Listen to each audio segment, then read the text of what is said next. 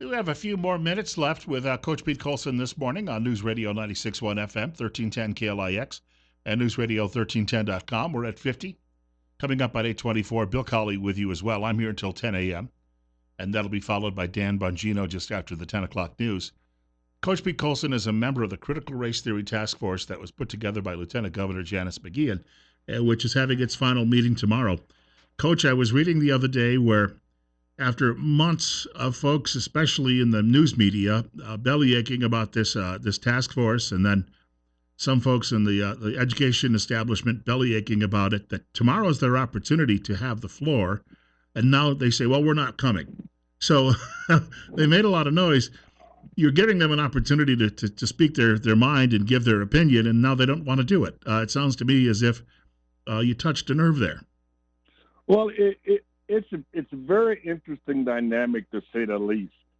And I think what we're going to try to do is come up with some recommendations to the Idaho legislature, to the Department of Education, and also for the community of ways that we can engage parents in this process and kind of give the organization a wake-up call about all these educational materials that are trying to indoctrinate our young people.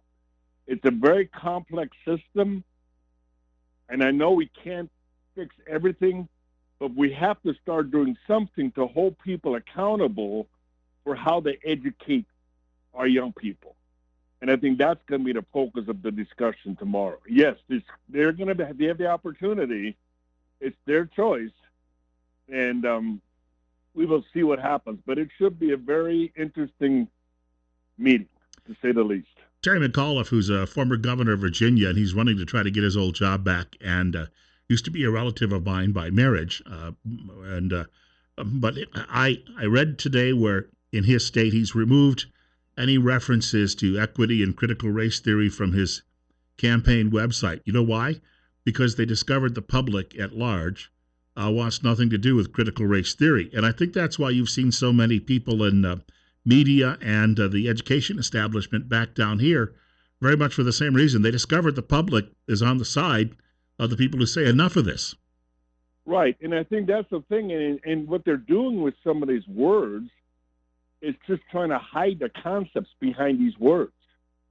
You may call it equity, you may call it, diversity. It's all intertwined in a way to indoctrinate people to be irresponsible, for lack of a better definition. I believe all lives matter, and they do. And in that process of understanding that all lives matter, we also need to understand that our country has not been perfect. But I tell you what, there's no other country where you have opportunities available to be the best that you can be.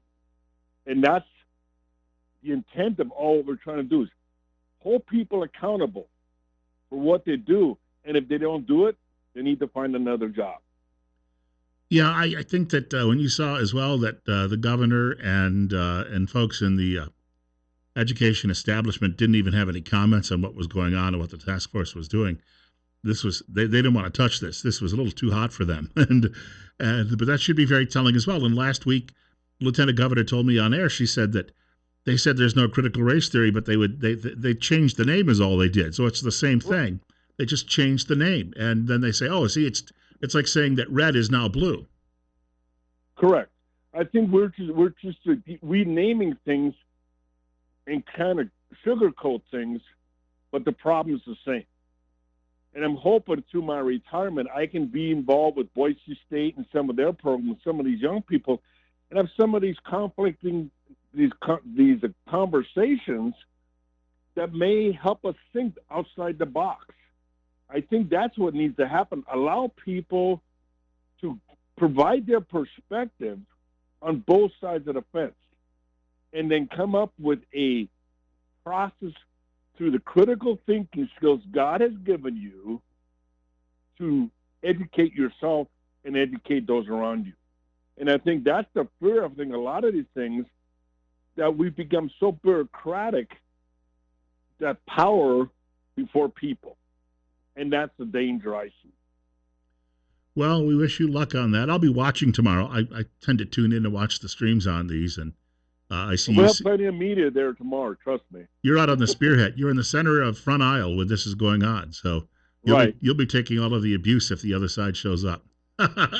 It'll be fine. I'll have a couple lifesavers there, and and say, hey, you have a lifesaver. Take a chill pill. No, but but it's kind of funny. I was at a restaurant the other day, and this lady comes up to me and goes, "Do I know you from somewhere?" And I go, "Why? Why is that?" Because, well, aren't you the guy that hands out lifesavers? But it's a compliment because I'm trying to be a difference maker in my local community.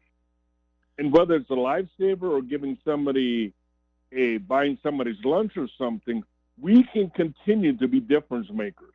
Look at the medical field and all the challenges they're facing. Do something positive to empower people. Well, Coach, I got to thank you much for your time, and we'll talk again soon. Okay, God bless you, my friend. Have a great day. You too. Coach Pete Coulson this morning with us on Magic Valley this morning on News Radio 96.1 FM, 1310 KLIX, and newsradio1310.com. It's 59, 8:30. Bill Colley with you for another 90 minutes. Got to mention as well, tomorrow morning we've got Twin Falls County Sheriff's Office and Pastors Roundtable. And we may have a state legislator as well from Custer County. All of that on the way. I'll have more details on that as the morning progresses.